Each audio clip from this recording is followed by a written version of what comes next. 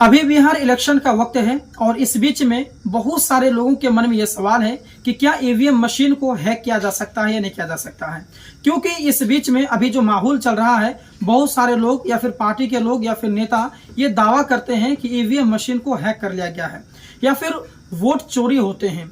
तो क्या वाकई में वोट चोरी होते हैं? आज की इस वीडियो में विस्तार से चर्चा करेंगे और ईवीएम का एक्सरे देखेंगे। यानी कि कहने का मतलब है कि ईवीएम क्या होता है, ये कब आया, इसमें चुनाव किस प्रकार से होता है, क्या हैक होने की संभावना है। इसी तरह से ढेर सारे सवाल जो आपके मन में है, आज की इस वीडियो को देखने के बाद में आपके सारे जो डाउट है वो क्लियर हो जाएंगे।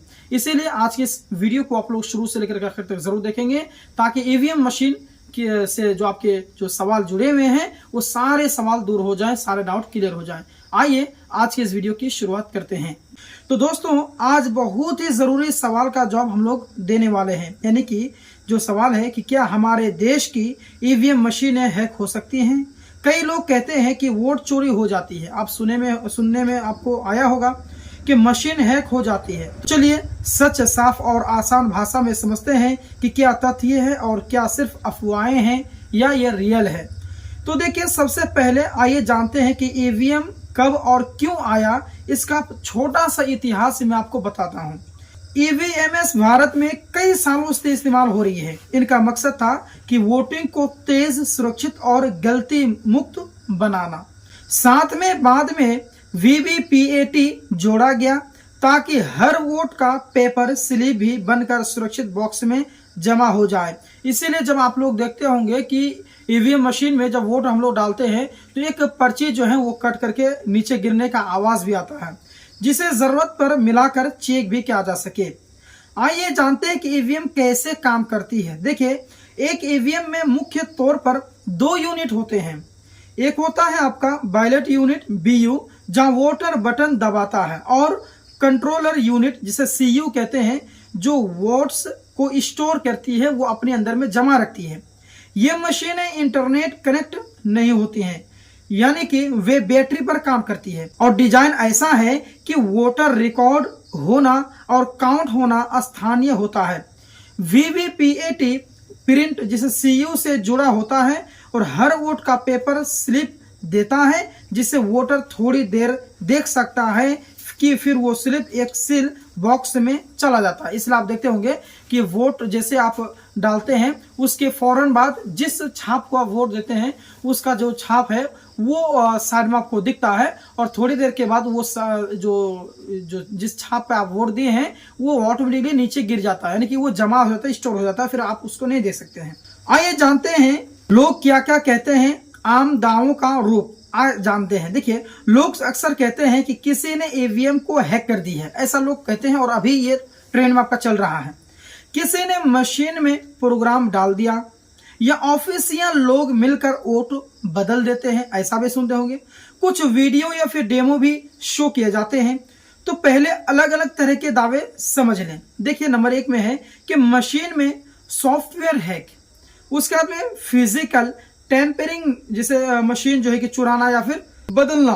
नंबर 3 में है कि वोटर लिस्ट, यानी कि प्रकृतियों के जरिए छेड़छाड़, या फिर प्रत्येक दावों की जांच अलग अलग से होती है। आइए जानते हैं कि क्या तकनीकी रूप से हैक संभव है या नहीं। जानते हैं। देखिए, इसका जो सही और ईमानदार जवाब आप कह सकते हैं, सैद्धांतिक रूप से कुछ कमजोरियां दिखाई भी गई हैं, ऐसा नहीं है, और दुनिया भर के जो शोधकर्ताओं ने इलेक्ट्रॉनिक वोटिंग सिस्टम पर सवाल भी उठाए हैं। पर भारत के ईवीएम के केस में इलेक्शन कमीशन और कई अदालतों ने कहा है कि सामान्य हालत में ईवीएम जिसे पीपीएटी सिस्टम भरोसेमंद है, ऐसा कहा गया है। ठीक है, लेकिन कई लोग इसका विरोध भी कर रहे हैं और आज भी विरोध चालू है आपका। अलग अलग रिसर्च और वेबसाइट यह भी कहती हैं कि यदि किसी को लंबा समय और आंतरिक पहुंच मिल जाए तो संभावित रूप से छेड़छाड़ की संभावना सिद्धांत के रूप में की जा सकती है। बात को समझते जाइएगा। पर यही सिद्ध करने का बोझ बहुत ऊंचा होता है, यानी कि सिद्ध करने के लिए ठोस प्रायोगिक सबूत चाहिए। सिर्फ शोर या फिर आरोप से कुछ नहीं होता, आपको सबूत भी देना पड़ेगा कि आप ऐसा क्यों कह रहे हैं। इसका जो मुख्य बिंदु उसको समझिए। देखिए, ईवीएम में इंटरनेट वायर कनेक्शन नहीं होता है, इसलिए रिमोट हैकिंग की संभावना बहुत कम होती है। आइए जानते हैं एक मेन चीज कि सबसे जो संवेदनशील जोखिम होते हैं कि मशीन का जो निर्माण है ना, वो टेम्परिंग भंडारण के दौरान छेड़छाड़ या चुनाव ड्यूटी पर तैनात किसी अधिकृत व्यक्ति की मिलीभगत। ऐसे मामलों की जांच और कड़ी सुरक्षा प्रक्रिया भी रखी जाती हैं। वीवीपीएटी की भूमिका कैसे है और कैसे यह भरोसा बढ़ाता है, आइए जानते हैं। देखिए, वीवीपीएटी हर वोट का पेपर रिकॉर्ड देता है, जो कि बाद में गिना जा सकता है, यानी कि जितने वो लोग वोट डालेंगे उतना को आप गिन भी सकते हैं। सुप्रीम कोर्ट ने भी वीवीपीएटी की अहमियत और सीमाओं पर फैसला दिए हैं और कोर्ट ने 100% वीवीपीएटी गिनती की मांग खारिज की, पर कुछ निश्चित प्रतिशत में वीवीपीएटी स्लिप की जांच का प्रावधान बना हुआ है। यानी अगर कोई संदेह उठे तो वीवीपीएटी काउंट से मिलान करके देखा जा सकता है। आइए जानते हैं कि ईवीएम हैक होने के ठोस सबूत किस तरह के होंगे। देखिए, अगर आप सच में हैक साबित करना चाहते हैं तो चाहिए कि नंबर 1 में कि मशीन से निकले असामान्य लॉग या फिर बर्नट मेमोरी का सफाई तकनीकी रिपोर्ट। नंबर 2 में कि वीवीपीएटी और ईवीएम काउंट का मिसमैच दिखाने वाले आधिकारिक मिलान।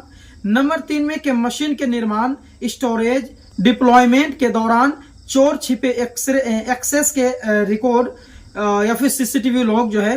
स्वतंत्र तकनीकी ऑडिट रिपोर्ट, जिसे मशीन की जो है फर्मवेयर हार्डवेयर की जो फॉरेंसिक जांच हो। उसके बाद सिर्फ वीडियो या फिर दावों से काम नहीं बनता है, जरूरी है कि तकनीकी ऑडिट और अदालत प्रशासनिक जांच हो। आइए जानते हैं कि क्या ईसीआई ने कभी हैक चैलेंज या टेस्ट कराया है।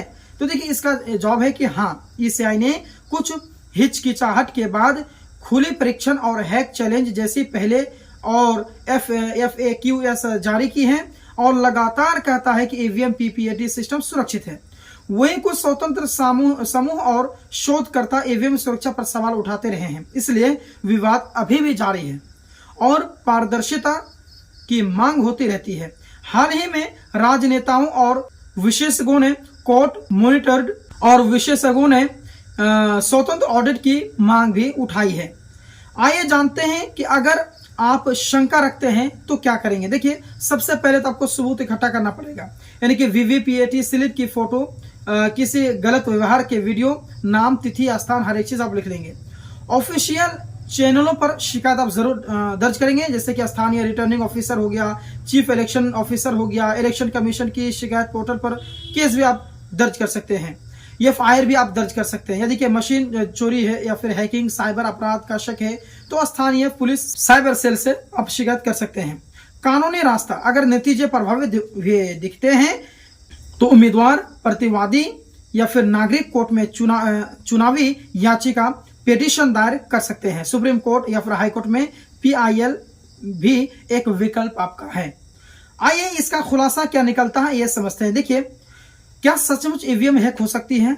ये तो कहना सही है या गलत है। आइए जानते हैं कि रिजल्ट, यानी कि साफ तौर पे कहना जो है, सीधे सीधे आप शब्दों में ऐसा नहीं कह सकते हैं कि आमतौर पर कि नहीं, मतलब ऐसा नहीं कह सकते हैं कि हाँ ईवीएम हैक हो सकती है या फिर नहीं, ऐसा भी आप नहीं कह सकते हैं। भारत में ईवीएम पीपीएटी सिस्टम के कई सुरक्षा लेयर है और सुप्रीम कोर्ट ECI ने इसे मान्यता दी है, पर यह भी सच है कि कोई भी तकनीक पूरी तरह निरापद नहीं होती। अगर किसी को लंबे समय की एक्सेस, अंदरूनी मिलीभगत या फिर आपका फिजिकल चेंज का मौका मिले तो रिस्क बढ़ जाता है इसका हैकिंग होने का। इसलिए पारदर्शिता और सख्त प्रक्रिया जरूरी है। अगर आप चुनाव के बाद किसी गड़बड़ी का शिकार होते हैं तो जो ठोस सबूत हैं उनके साथ ऑफिशियल चैनल पर आप शिकायत दर्ज कर सकते हैं। तो दोस्तों, आज की इस वीडियो में मैंने आपको हर एक चीज बताया कि क्या ईवीएम मशीन को हैक किया जा सकता है या नहीं किया जा सकता है। अगर किया जा सकता है तो उसका जो प्रोसेस है, या फिर अगर हो रहा है तो हम क्या करेंगे, हर एक चीज मैंने ईवीएम मशीन से जुड़े हुए सारी चीजों पर डिस्कस की। आई होप आपको बहुत ही अच्छा लगा होगा। वीडियो पसंद है तो इस वीडियो को अपने दोस्तों में जरूर शेयर करेंगे, चैनल को सब्सक्राइब करेंगे और इसी तरह से यूजफुल जानकारी के लिए हमारे साथ हमेशा जुड़े रहेंगे। मिलते हैं फिर एक और नई जानकारी के साथ में, तब तक के लिए धन्यवाद।